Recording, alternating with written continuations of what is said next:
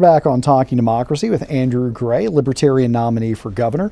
Before the break, we were talking a little bit about how you had found that government to be a hindrance to people's economic freedom. Talk a little bit more about that, if you would. Sure. As I said, when I was wanting to open that history shop, what I found, because you wanted to be prepared before you do that, I knew it was more simple than just opening of a shop. You wanted to look into it. So when I saw the several different taxi entities involved, exactly who would I report to for this or for that, or who would I have to report to for zoning issues, or for the regulations set up to just even do that, it seemed a lot more complicated, is that the government is there to hinder you and not help you. So that's when it came my travel down the road to saying there's got to be, we all have to work together sooner or later, but at some point we have to align ourselves with a political party that can go ahead and achieve the goals that we have. And in this case, that was a Libertarian Party. And so what would you do as a Libertarian to get government out of the way or stop being a hindrance to the economic freedoms that you want people to have? Well, you hit it right on the nail. The first thing you need to do is get it out of the way. The purpose of a government, and at least in economic issues, is to try to create a conducive environment where people want to start those businesses.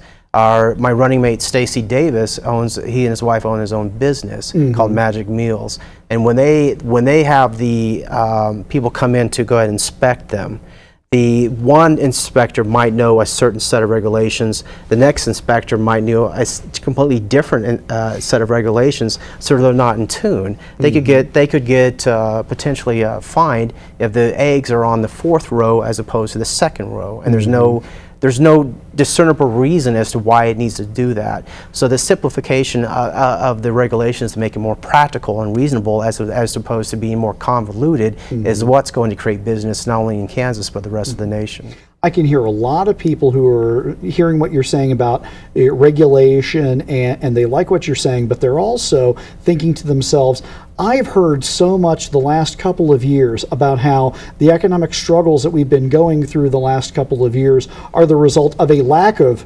regulation from about 2000 on. How would you respond to someone who says the problem is actually we don't have enough regulation in the right places?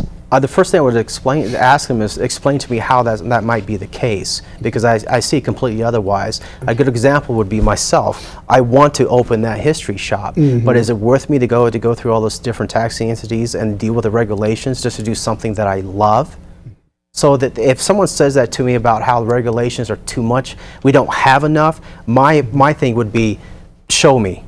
You send me an email so we can have an open discussion as to how that may be the case, but I don't believe that in any way, shape, or form. So if we were to get government out of the way, you think that would perhaps inspire a flurry of people opening businesses, and maybe that would have some sort of restorative effect on the economy? Is that a fair statement? One thing I know about Kansans, and once again just Kansans, is that we're an extremely innovative, creative people. If you allow us to go ahead and create our own solutions to many of the issues facing the state, we will do it. So the only way to really do that is to have the government maybe step aside, or at least at the very minimum create an environment that wants us to get involved. Because right now, as we're handling more of our both social freedom and economic liberties over to the government to take care of it for us, we don't want to take care of it for ourselves anymore. So our solution is get out of the way, let us come up with the solutions.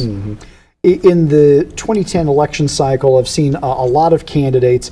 They're commonly associated with the Tea Party movement, but many of them are professing a message of economic conservatism, shrinking government, and so on. And I've been wanting to ask you, when you see the Tea Party and their candidates, do you think these are fellow travelers kind of ideologically close to you, or do you see them as kind of undermining your own position? What's your take on those candidates, looking at people like Rand Paul, Carl Palladino, Christine O'Donnell, Sharon Angle come to mind? Do you find them closer to libertarians, or are they a different breed? We know that when it comes to the tentative Libertarian Party, there's enough room for everybody if some very basic criteria gets followed.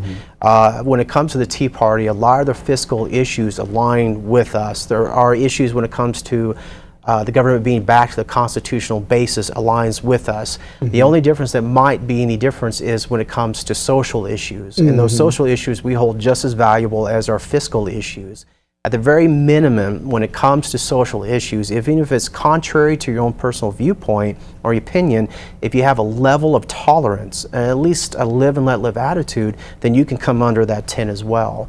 So if people associated with the Tea Parties or other groups can have that attitude and they align with us on fiscal issues, they're more than happy to come into it. Okay.